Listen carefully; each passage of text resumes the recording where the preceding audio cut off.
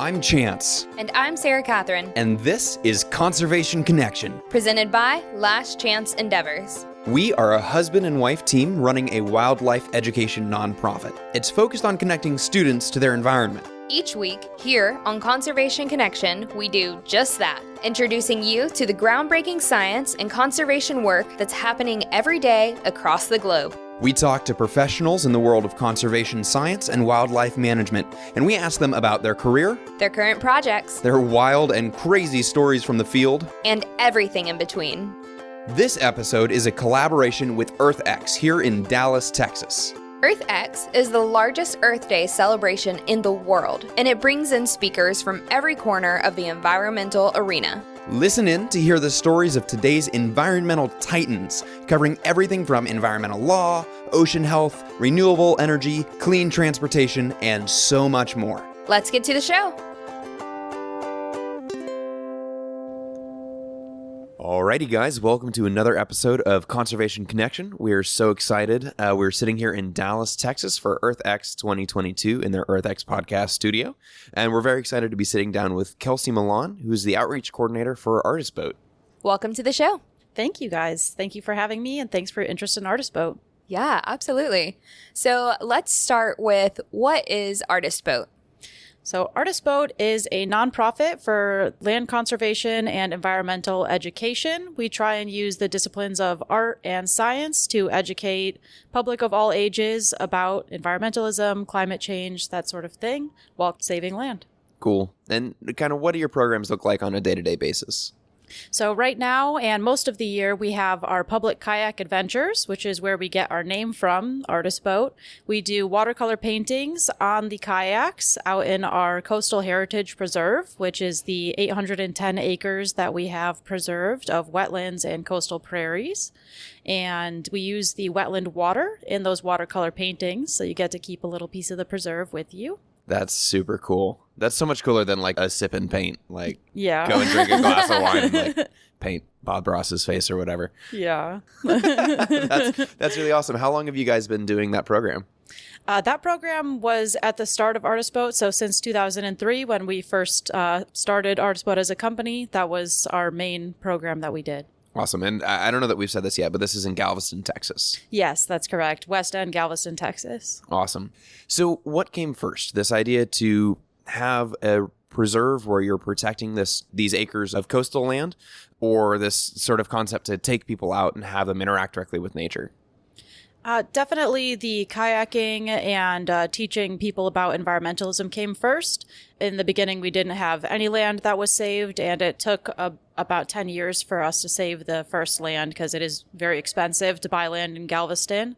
And so it took us a long time to begin buying land. But now that we've been going for a little while and we've gotten more of a donor base, we are moving much more quickly. So that's very exciting. I really love the idea of a group that just starts out as honestly like an appreciation group, right? Like, we're just here to put people on the water, have them look at and have an emotional experience with the land and the wildlife and the plants that are there, and then taking that energy and saying, not only are we going to get people to appreciate it, but we're going to take a chunk of land and we're going to protect it, and then we're going to try and grow further and protect more land and more land.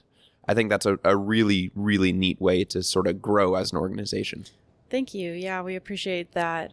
At first we were just taking kids and adults to areas around Galveston, but now we have our very own preserve that we get to take them on, and we have our headquarters out there. So it's really coming together nicely as an organization to have everything in one spot and have that big old preserve for us. Yeah, absolutely. So how much land did you say you currently have?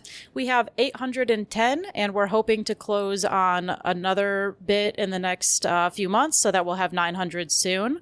But ultimately, we would like to have 1,400 acres and connect the bay side to the beach side of Galveston, so that we have a complete area with all the ecosystems that can be found in Galveston, hopefully. That would be amazing. And what has the process been like to start with no land and gather this land, and how do y'all hope to fund and gain more land in the future?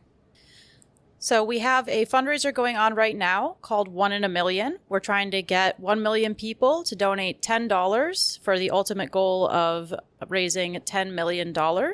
And that will unlock grants that we have to be able to save the rest of that land. And we do have agreements with the people who own the land currently to hold that land and try and wait for us to hopefully save that money. Wow, that's really amazing that you're able to work with the current landowners to not just sell to whoever can give them the most money the fastest, but to say, hey, this is our vision.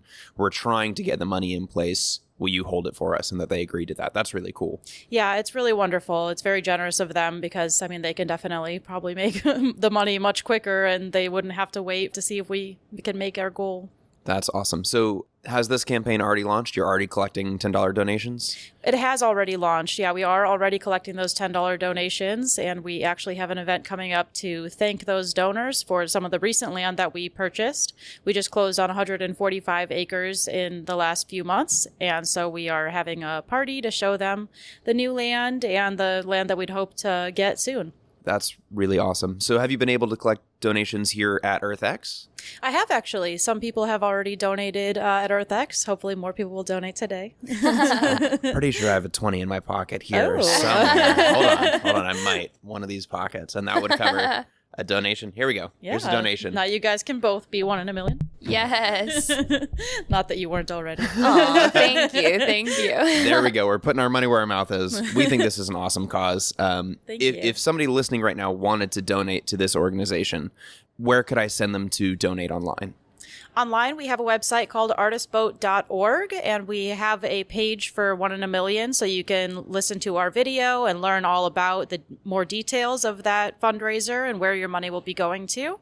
At the top right of any page on our Artist Boat website, you can find the little button that says Be 1 in a Million.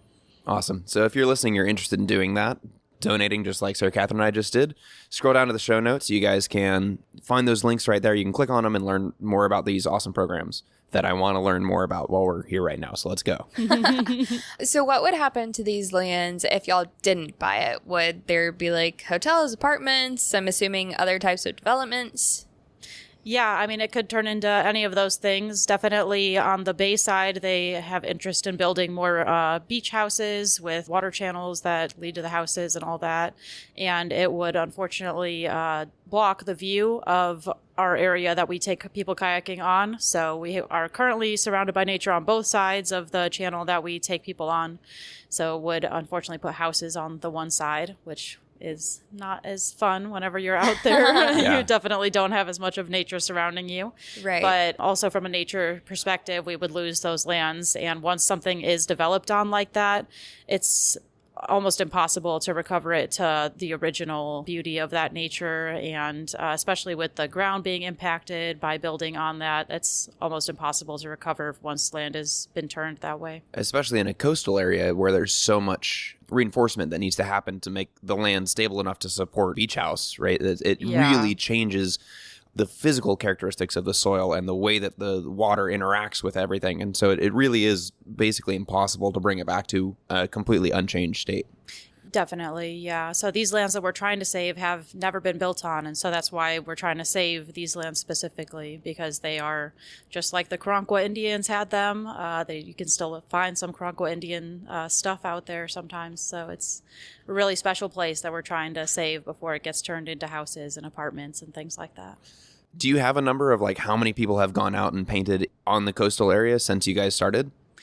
It's about 10 to 15,000 per year. So we take a lot of students specifically out there from the Galveston ISD and Pasadena ISD area. So we try and take all of the students of all ages out there with us.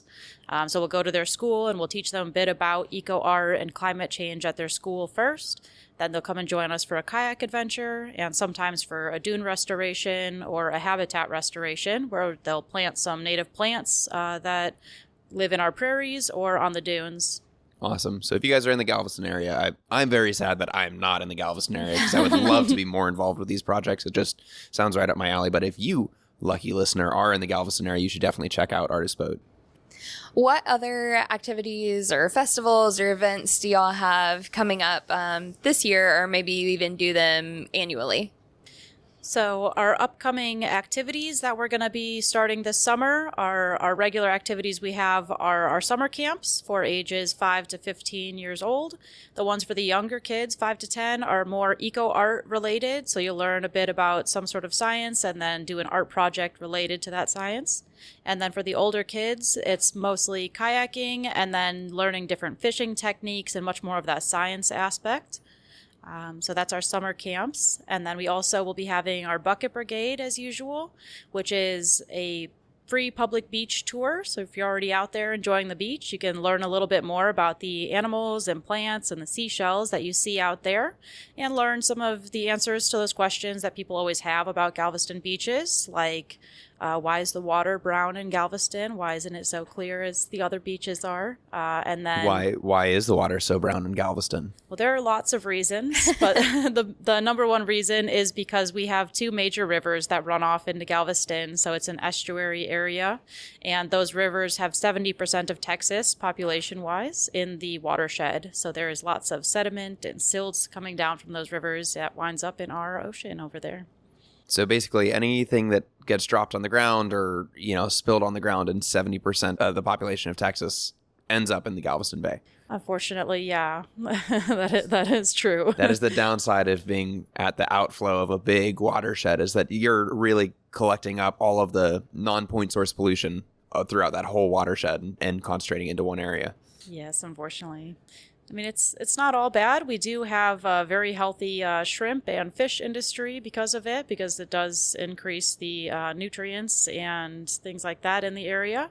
And also, since it's an estuary environment, we have lots of baby little animals, which you'll especially see on the Bucket Brigade tours. While you're exploring that seaweed with us, the sargassum seaweed, you find little baby crabs, shrimp. I find little baby pufferfish all the time. Aww. There's some cool sea slugs. That's Yeah. awesome. It's a whole little micro ecosystem on those sargassum floats. Yes, for sure. Yeah, that's super cool. Do you have a favorite coastal organism that you get to interact with occasionally or see? I really love the sargassum sea slugs. When you pick them up, they almost look like they're like a little snot or something. And then you put them back in the water and you can see them like take their form, and they really look exactly like that seaweed. So it's really special to see them. I also love the sargassum fish, which are a type of frogfish. They have like little elbows, and so they just crawl around on that seaweed. They're really cute. That's amazing. Awesome. Yeah. So, besides going to the website and donating, what would you encourage our listeners to do to help these areas, to support the areas, or just to learn more about them? To learn more about them, we do have some YouTube videos that teach you about the ecosystems and the environment, and some science experiments that you can do on your own. That's if you didn't want to join us on our programs. Of course, you can always join us there. Cool. So I want to know a little bit more about you and your background, as well as your work as the outreach coordinator for Artist Boat. So did you always know you wanted to go into sort of the green sphere, working somewhere that was environmentally responsible? Yes, I was raised very much an animal lover and had lots of pets, and always was going on vacations to experience ocean wildlife. So I've always had a love for the ocean and the environment. And then I went to school for marine biology at Texas A&M Galveston. So that obviously continued my locked it love. in. Yeah, definitely. So yeah, I was really excited whenever I started working at Artist Boat. Originally, I was an eco art educator, and then I became the outreach coordinator. So I get to spread the word and tell more people about our company and all the wonderful things we do. That's super cool. Yeah. Remind us again what your website is, not only to donate, but to scroll down, learn more of those programs that y'all do, and how to join you if our listeners live in Galveston or if we are ever visiting. So if you go to our website, artistboat.org, and scroll to the bottom of that homepage, we have a calendar there where you can look at all of our upcoming events that you can register for. In particular, we have the World Ocean Day coming up on June 4th, which is a big festival we have annually where we celebrate World Ocean Day and our oceans in general. So this year we will be having art workshops for the first time, which is exciting. You'll get to do marine debris art or build clay sculptures of coral reefs and some fun things like that. Very cool. And we also will have live music as usual. I love it. That's always a good way to get people on the streets. Yes. Live music. Awesome. Well, thank you so much for taking the time to sit down with us. This was a really fun episode. Thank you. I appreciate you guys having me here. Thanks for listening to this episode of Conservation Connection.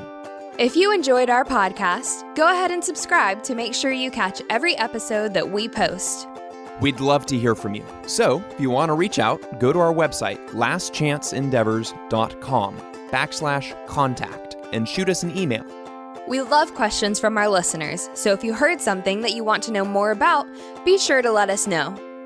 If you've got a minute to spare, leaving a 5-star review on Apple Podcasts will help other conservation-minded people find the show. We'd really appreciate it. A big thanks to the people working to protect our planet, and a big thanks to you for listening. Don't forget to tune in next week.